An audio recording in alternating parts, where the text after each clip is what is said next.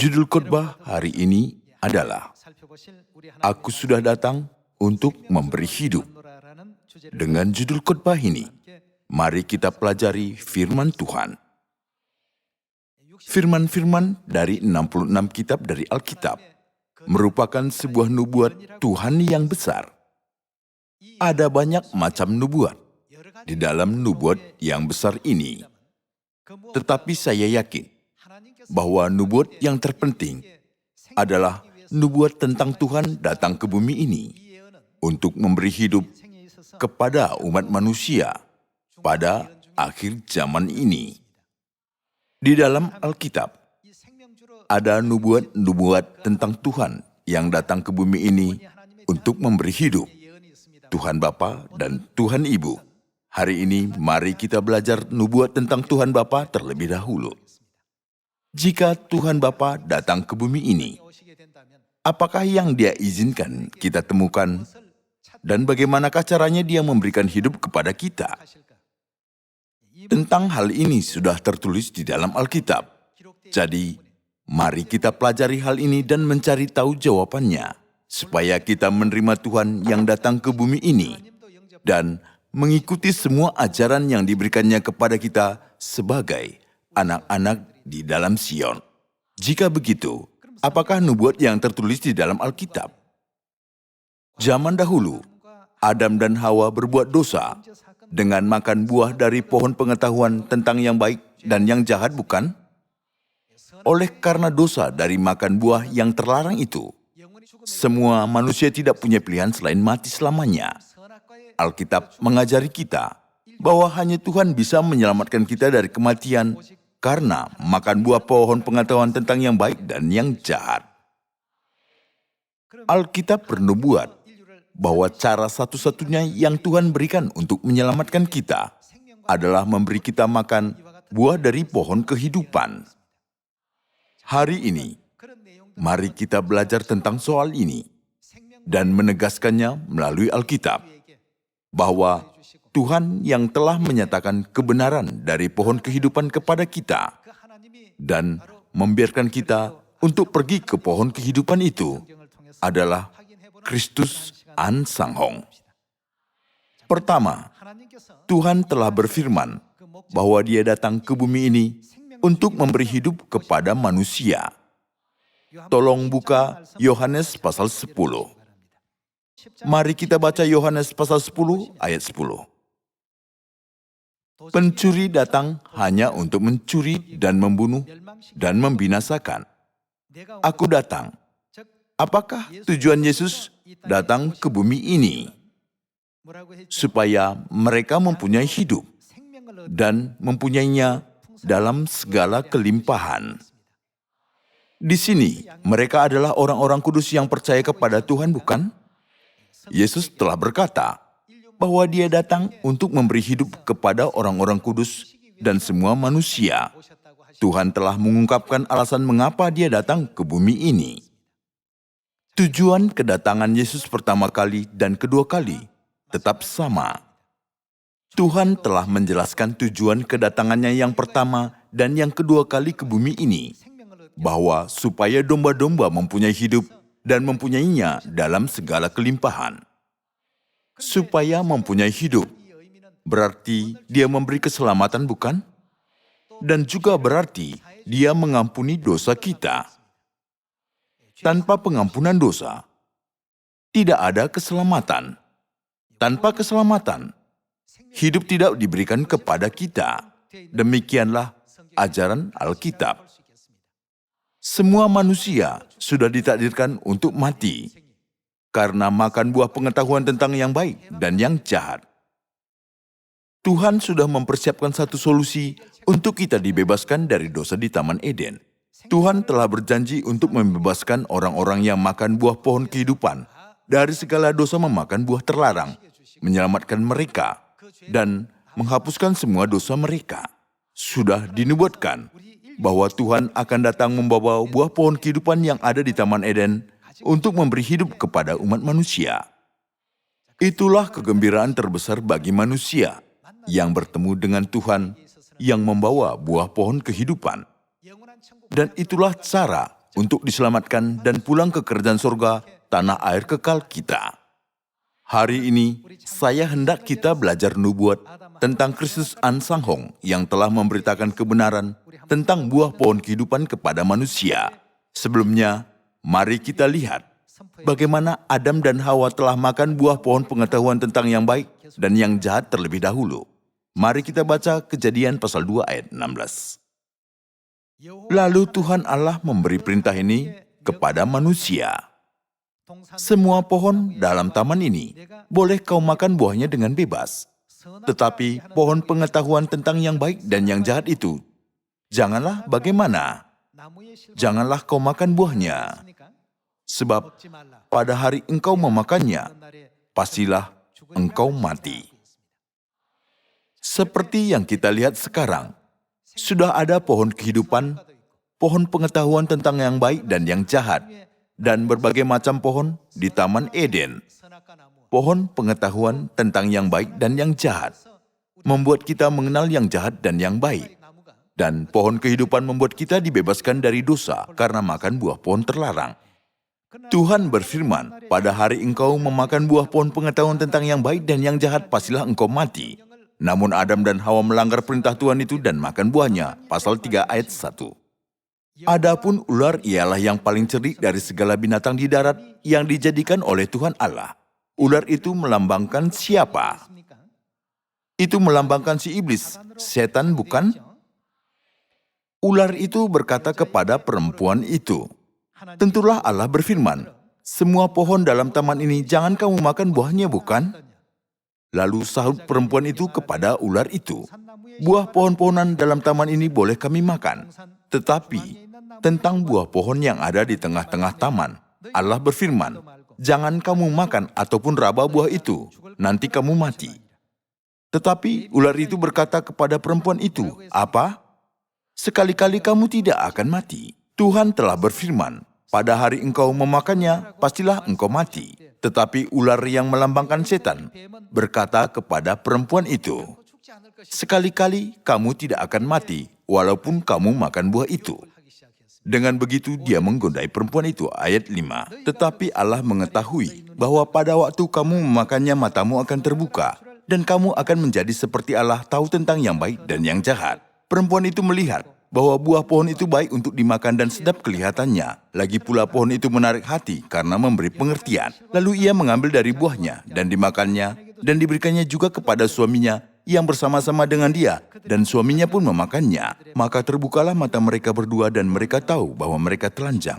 Lalu mereka menyemat daun pohon ara dan membuat cawat. Dengan demikian, Adam dan Hawa melanggar perintah Tuhan yang diberikan di Taman Eden dan makan buah terlarang itu oleh karena tergoda oleh setan. Akibat akhirnya, Adam dan Hawa dan semua umat manusia mengalami kematian.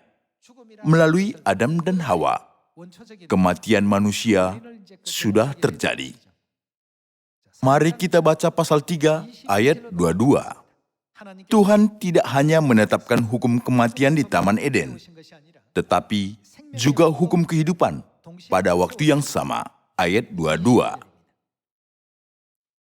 Berfirmanlah Tuhan Allah, sesungguhnya manusia itu telah menjadi seperti salah satu dari kita, tahu tentang yang baik dan yang jahat. Maka sekarang jangan sampai ia mengulurkan tangannya dan mengambil pula dari buah pohon kehidupan itu dan memakannya, sehingga ia hidup untuk selama-lamanya. Lalu Tuhan Allah mengusir dia dari Taman Eden supaya ia mengusahakan tanah dari mana ia diambil. Ia menghalau manusia itu dan di sebelah timur Taman Eden, ditempatkannya lah beberapa kerub dengan pedang yang bernyala-nyala dan menyambar-nyambar untuk menjaga jalan ke pohon kehidupan. Adam dan Hawa yang telah berbuat dosa dengan makan buah pengetahuan tentang yang baik dan yang jahat diusir dari Taman Eden. Ketika Tuhan mengusir mereka, Dia memberi sebuah petunjuk yang sangat penting. Apakah yang akan terjadi bagi kita jika kita makan buah pohon kehidupan? Ia memakan buah pohon kehidupan sehingga ia hidup untuk selama-lamanya. Ada banyak pohon di Taman Eden, tetapi pohon-pohon yang punya ciri khas adalah pohon pengetahuan tentang yang baik dan yang jahat, dan pohon kehidupan. Pohon pengetahuan tentang yang baik dan yang jahat mendatangkan kematian, dan pohon kehidupan memberi hidup yang kekal jika buahnya dimakan. Adam dan Hawa telah melanggar perintah Tuhan dan menjadi manusia yang fana karena makan buah pohon terlarang. Akhirnya, mereka diusir dari Taman Eden. Walaupun mereka menjadi manusia yang fana, mereka bisa hidup selama-lamanya jika mereka makan apa? Mereka bisa hidup selama-lamanya jika mereka makan buah pohon kehidupan. Kebenaran yang sangat berharga ini telah disembunyikan Tuhan dalam sejarah Taman Eden. Pada kedatangan Yesus yang pertama kali, telah mengungkapkan kebenaran tentang pohon kehidupan dan pohon terlarang dari Taman Eden kepada murid-muridnya. Dia berkata, "Aku mau membuka mulutku mengatakan perumpamaan. Aku mau mengucapkan hal yang tersembunyi sejak dunia dijadikan, bukan?" Mari kita pastikan firman ini dulu. Mari kita baca Matius pasal 13. Matius pasal 13 ayat 34 kita baca. Semuanya itu disampaikan Yesus kepada orang banyak dalam perumpamaan. Dan tanpa perumpamaan, suatu pun tidak disampaikannya kepada mereka, supaya genaplah firman yang disampaikan oleh Nabi. Aku mau membuka mulutku, mengatakan perumpamaan. Aku mau mengucapkan apa?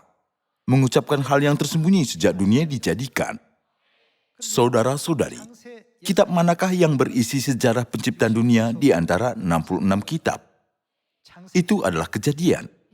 Di sini Yesus telah berkata bahwa dia akan mengatakan perumpamaan dan akan mengucapkan hal yang tersembunyi sejak dunia dijadikan. Di Taman Eden, Adam dan Hawa ditetapkan untuk mati karena memakan buah pohon pengetahuan tentang yang baik dan yang jahat. Tetapi Tuhan membuat cara untuk hidup kekal bagi mereka, bukan? Apakah yang harus mereka makan untuk hidup kekal? Jika mereka makan buah pohon kehidupan, mereka bisa hidup untuk selama-lamanya. Jadi kalau ada perumpamaan di dalam kitab Kejadian, harus ada kenyataan dari perumpamaan ini, bukankah begitu? Perumpamaan dan kenyataan ada dalam hubungan antara bayangan dan kenyataan. Kalau sekarang umat manusia makan buah pohon kehidupan yang ada di Taman Eden, apa yang akan terjadi bagi kita? Kita akan bebas dosa asli kita dan kita mempunyai hidup yang kekal. Dan kita akan dapat pergi sampai ke kerajaan surga, di mana hanyalah orang-orang yang punya hidup yang kekal dapat masuk, bukan? Tetapi tidak seorang pun dapat melakukan itu. Tuhan telah berkata kepada kerub-kerub, "Jagalah jalan ke pohon kehidupan supaya tak seorang pun bisa mendekatinya." Jalan ke pohon kehidupan sudah ditutup oleh perintah Tuhan. Lalu, hanya Tuhanlah yang dapat melakukan apa ke jalan pohon kehidupan. Hanya Tuhan bisa membukanya. Pohon kehidupan dan pohon pengetahuan tentang yang baik dan yang jahat di Taman Eden adalah suatu perumpamaan. Jadi mari kita lihat adegan. Yesus mengatakan kenyataan dari perumpamaan ini di dalam Yohanes pasal 6. Ayat 53 kita baca. Maka kata Yesus kepada mereka, "Aku berkata kepadamu, sesungguhnya jikalau kamu tidak makan daging anak manusia dan minum darahnya, kamu tidak mempunyai apa? Tidak mempunyai hidup di dalam dirimu. Barang siapa makan dagingku dan minum darahku, ia mempunyai apa? Ia mempunyai hidup yang kekal." Di Taman Eden, Tuhan telah berkata bahwa manusia bisa hidup untuk selamanya jika makan buah pohon kehidupan. Tetapi di dalam Yohanes pasal 6, Yesus berkata, "Barang siapa makan dagingku dan minum darahku, ia mempunyai hidup yang kekal." Dengan kata lain, daging Yesus dan darahnya adalah pohon kehidupan yang ada di Taman Eden. Pohon kehidupan adalah satu-satunya hal yang bisa membebaskan manusia dari dosa, karena makan buah pengetahuan tentang yang baik dan yang jahat. Karena Yesus telah berkata, "Barang siapa makan dagingku dan minum darahku, ia mempunyai hidup yang kekal." Kita dapat memastikan daging Yesus dan darahnya adalah kenyataan dari pohon kehidupan di Taman Eden. Kita baca ayat 54 sekali lagi. "Barang siapa makan dagingku dan minum darahku, ia mempunyai hidup yang kekal, dan aku akan membangkitkan dia pada akhir zaman." Di Taman Eden, Adam dan Hawa bisa hidup untuk selamanya jika makan buah pohon kehidupan. Di dalam Yohanes pasal 6, Yesus berkata, "Barang siapa makan dagingku dan darahku, ia mempunyai hidup yang kekal." Dengan membandingkan kedua firman ini, yaitu pasangannya, kita bisa mengetahui daging Yesus dan darahnya adalah apa.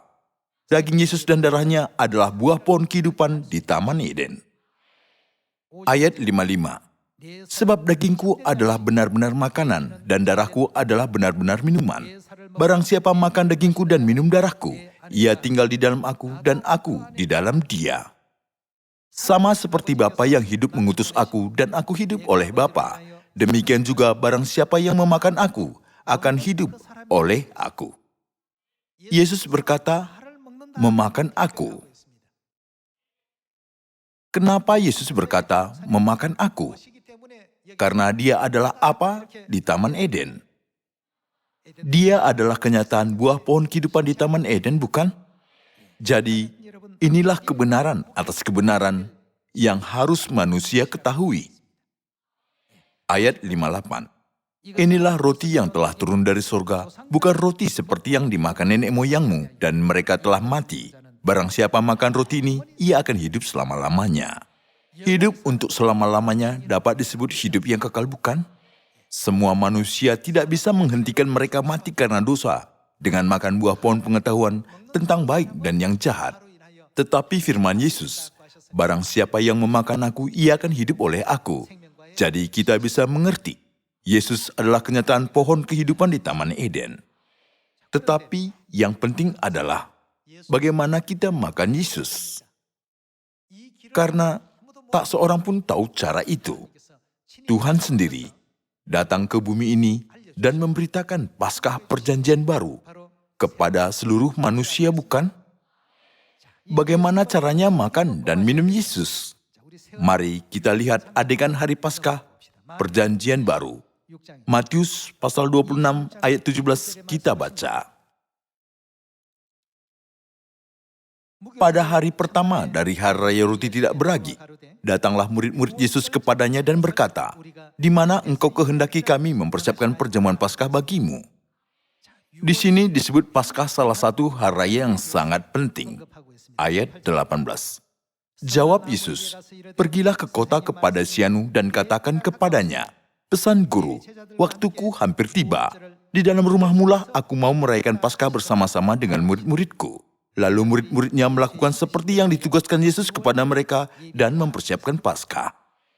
Apakah hubungan Paskah dengan daging dan darah Yesus yang kita lihat di ayat ini? Di dalam ayat 26, kita bisa cari tahu jawabannya melalui acara Paskah di ayat 26. Dan ketika mereka sedang makan, Yesus mengambil apa? Yesus mengambil roti, mengucap berkat, memecah-mecahkannya, lalu memberikannya kepada murid-muridnya dan berkata, "Ambillah, makanlah, inilah tubuhku." Ayat 27. Sesudah itu ia mengambil cawan. Cawan ini berisi apa? Cawan itu berisi anggur. Dan mengucap syukur, lalu memberikannya kepada mereka dan berkata apa? "Minumlah kamu semua dari cawan ini, sebab inilah darah siapa? Darahku, darah perjanjian, yang ditumpahkan bagi banyak orang untuk pengampunan dosa." Yesus memberi roti Paskah dan anggur Paskah kepada murid-muridnya dan berkata, "Inilah tubuhku, dagingku, dan inilah darahku." Yesus telah berkata, "Barang siapa makan dagingku dan minum darahku, ia mempunyai hidup yang kekal." Tetapi daging dan darah itu bukanlah daging dan darah Yesus yang sebenarnya, tetapi kebenaran Paskah Perjanjian Baru. Dengan memberi roti Paskah, Yesus berkata, "Inilah tubuhku." Dengan demikian dia memberi tubuh Kristus seperti yang sudah dikatakan di dalam Yohanes pasal 6. Ketika dia mengambil cawan yang berisi anggur Paskah dan menjelaskan arti anggur itu, dia berkata, "Inilah darahku, darah perjanjian, yang ditumpahkan bagi banyak orang untuk pengampunan dosa." Dengan demikian, dia memberi roti dan anggur kepada manusia. Dan dia mengajarkan kita untuk merayakan Paskah ini setiap tahun tanpa melupakannya, bukan? Dengan kata lain, Paskah Perjanjian Baru adalah suatu acara makan daging Kristus dan minum darahnya. Jadi, Paskah adalah pohon kehidupan itu sendiri. Untuk kita makan buah pohon kehidupan itu, Yesus telah memberitakan Paskah ini kepada semua orang. Kalau manusia tidak menyadari kebenaran ini dan di dalamnya, manusia tidak bisa dibebaskan dari dosa karena makan buah terlarang.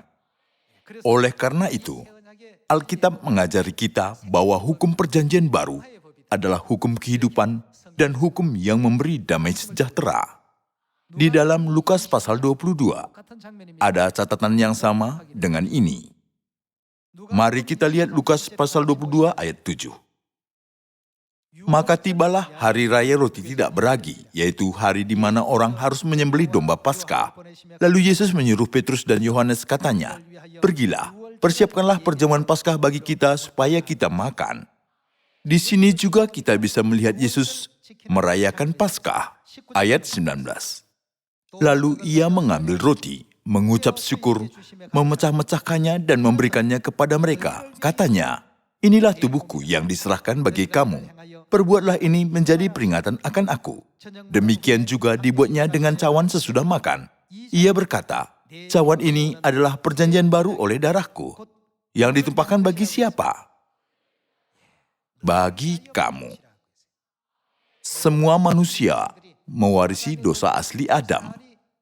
Tidaklah berlebihan untuk berkata bahwa karena makan buah pengetahuan tentang yang baik dan yang jahat, dosa menudungi semua manusia. Untuk kita ditebus dari semua dosa itu, kita harus makan buah pohon kehidupan yang diajarkan Kristus kepada kita. Tetapi karena Tuhan telah menutup jalan ke pohon kehidupan itu, tak seorang pun bisa membukanya kecuali Tuhan. 2000 tahun yang lalu, Yesus Kristus datang ke bumi ini dan memberi roti dan anggur Paskah dengan berkata, "Inilah dagingku dan inilah darahku. Barang siapa makan daging anak manusia dan minum darahnya, ia mempunyai hidup yang kekal. Dan aku akan membangkitkan dia pada akhir zaman." Dengan demikian, dia sudah memberitahukan dirinya sendiri kepada kita bahwa dialah kenyataan dari buah kehidupan. Dan dia sudah memberikan bagi mereka yang makan daging dan minum darahnya, perjanjian yang memberi hidup yang kekal sebagai perjanjian baru. Ada banyak gereja di atas bumi sekarang. Tetapi apakah semua gereja itu merayakan Paskah? Malangnya mereka tidak merayakan Paskah. Jika kita tidak merayakan Paskah, apakah kita bisa dibebaskan dari dosa karena makan buah terlarang itu? Tidak bisa. Jika begitu, pasti ada alasan kenapa gereja-gereja sekarang tidak merayakan Paskah, bukan? Mari kita coba cari alasannya. Paskah sudah dirayakan selama 300 tahun setelah Yesus naik ke surga. Tetapi pada tahun 325 Masehi, Paskah dihapuskan oleh Kaisar Konstantinus. Pada waktu itu, Gereja Katolik Roma dan Kerajaan Roma bersatu untuk menghapuskan Paskah, kebenaran hidup itu, dari atas bumi ini. Nanti, jika ada waktu, silakan belajar tentang hari-hari raya. Peristiwa ini berhubungan dengan peristiwa Musa yang telah memecahkan loh batu ke-10 firman pertama setelah ia turun gunung. Dengan demikian, Paskah tidak ditemukan lagi di atas bumi ini selama 1600 tahun. Karena tidak ada Paskah, buah pohon kehidupan, tidak ada juga jalan bagi kita dibebaskan dari dosa karena makan buah terlarang. Oleh karena itu, Kristus Ansanghong datang sekali lagi untuk membuka jalan itu. Mari kita lihat nubuat tentang ini di Ibrani pasal 9. Ibrani pasal 9 ayat 27 kita baca, "Dan sama seperti manusia ditetapkan untuk mati hanya satu kali saja, dan sesudah itu dihakimi, demikian pula Kristus hanya satu kali saja mengorbankan dirinya untuk menanggung dosa banyak orang." Ketika Yesus datang pertama kali 2000 tahun yang lalu, tujuannya untuk menanggung dosa banyak orang. Ketika dia datang sekali lagi, tujuannya apa? Sesudah itu, ia akan menyatakan dirinya berapa kali? sekali lagi tanpa menanggung dosa, untuk menganugerahkan keselamatan kepada mereka yang menantikan Dia. Sejak tahun 325 Masehi, semua kebenaran perjanjian baru diinjak-injak dan dihapuskan oleh setan selama masa kegelapan. Itulah sebabnya Tuhan harus datang sekali lagi untuk menganugerahkan keselamatan kepada manusia pada akhir zaman ini. Ketika Dia datang sekali lagi, Dia harus membawa buah pohon kehidupan di Taman Eden. Siapakah yang membawa buah pohon kehidupan itu? Dialah Kristus yang datang kedua kali. Jika begitu, ketika Dia datang ke bumi ini sekali lagi, Dia harus membawa kebenaran apa? Sama seperti kedatangannya pertama kali. Orang yang datang dengan membawa kebenaran Paskah Perjanjian Baru. Siapakah Dia? Dia adalah Tuhan kita, Kristus yang datang kedua kali dan penyelamat kita. Tertulis bahwa Dia datang sekali lagi untuk menganugerahkan keselamatan. Jika Dia tidak datang, tak seorang pun dapat mencapai keselamatan. Ketika Dia datang sekali lagi, Dia harus membawa buah pohon kehidupan dari Taman Eden. Dalam aspek kebenaran, pohon kehidupan adalah roti dan anggur Paskah Perjanjian Baru. Dia yang datang ke bumi ini sekali lagi dengan membawa ini adalah Tuhan yang kita nanti-nantikan. Inilah nubuat Yesaya. Mari kita baca Yesaya pasal 25 ayat 6. Tuhan semesta alam akan menyediakan di Gunung Sion ini bagi segala bangsa-bangsa suatu perjamuan dengan masakan yang bergemuk, suatu perjamuan dengan anggur yang tua benar. Dia bisa saja mengadakan perjamuan dengan anggur yang baru setahun lamanya. Tetapi di sini, dengan anggur apakah Dia mengadakan perjamuan? Dengan anggur yang tua benar. Paskah telah dihapuskan pada tahun 325 Masehi. Jadi, ketika Dia datang membawa anggur itu, pada zaman kita sekarang, anggur itu sudah disimpan selama 1.600 tahun. Dia akan mengadakan suatu perjamuan dengan anggur yang tua benar, masakan yang bergemuk dan bersumsum, anggur yang tua yang disaring endapannya, dan di atas gunung ini, Tuhan akan mengoyakkan kain perkabungan yang diselubungkan kepada segala suku bangsa dan tudung yang ditudungkan kepada segala bangsa-bangsa. Ia akan meniadakan apa? Meniadakan maut untuk seterusnya. Kenapa manusia telah ditakdirkan untuk mati? Manusia ditakdirkan untuk mati selamanya karena berdosa memakan buah terlarang. Untuk meniadakan maut untuk selama-lamanya, apakah yang dapat menjadi obat khusus di Taman Eden? Buah pohon kehidupan. Dia akan mengadakan suatu perjamuan dengan anggur yang tua benar, lalu Dia meniadakan maut untuk seterusnya. Meniadakan maut untuk seterusnya berarti memberi hidup yang kekal, bukan? Dia akan memberi hidup yang kekal kepada semua manusia. Dengan apa? Dengan anggur yang tua benar. Di antara kebenaran dalam 66 kitab suci, kebenaran manakah yang berkuasa untuk meniadakan maut untuk seterusnya? Itu adalah Paskah. Menurut semua ajaran Tuhan, anggur Paskah adalah anggur yang berkuasa untuk meniadakan maut untuk seterusnya. Hal itu sudah tertulis di dalam Yohanes pasal 6, Matius pasal 26, dan Lukas pasal 22, bukan? Ayat 8 sekali lagi.